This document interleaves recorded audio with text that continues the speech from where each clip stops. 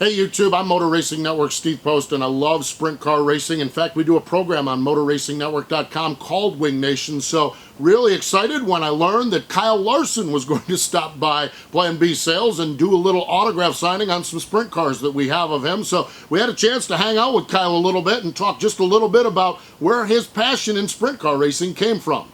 My passion for sprint car racing just came from growing up around it. It's what I've been doing my whole life, really. I'm 21 now, and my parents took me my first sprint car race when I was a week old. So that's kind of where my love comes, for dirt racing. Cars are a lot of fun to drive. It's just grassroots racing, so it's a blast. And when you're a young guy like Kyle Larson, or really an old guy, it has to be really neat to have Diecast with your name on the side of it. It has to be really cool to have Diecast of your own race cars.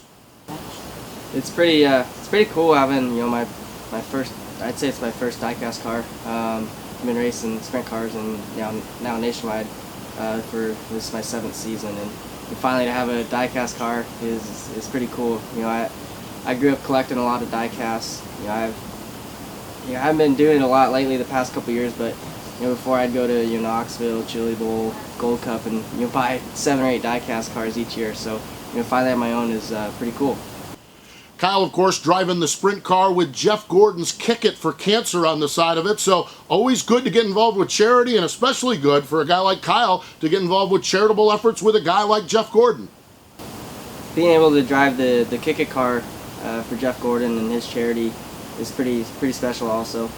Shane Stewart's done really well in it, and I was able to win Gold Cup, which is my home race in California for the 2nd year in a row. And we had the kickball games and everything. They just do a whole lot. It's raised a bunch of money for their foundation, and it seems like all the fans look forward to the charity events they have. Even at different events, different teams or wives take over and have their own kickball games and help raise money for their foundation. So it's pretty neat deal for them, and glad I got the opportunity to drive it. Of course, Kyle making a lot of headlines in sprint car racing, but a lot of headlines in Nationwide and Truck Series racing as well. And while he was here, we had a chance to talk to him just about how his season had gone up until this point. My season's been pretty good. It started off a little shaky as far as the Nationwide stuff went. We were always pretty fast and would get caught up in either wrecks or have problems and wouldn't get the finishes we needed.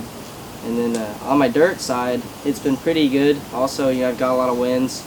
But also a lot of second place finishes too, so it's been pretty consistent. I've been top, I'd say 5 a lot of the time, so it's been a successful year. Not like the years I've had the past 2 years with all the wins I've had, but the season's not over yet, so we could still go out and win a bunch of races.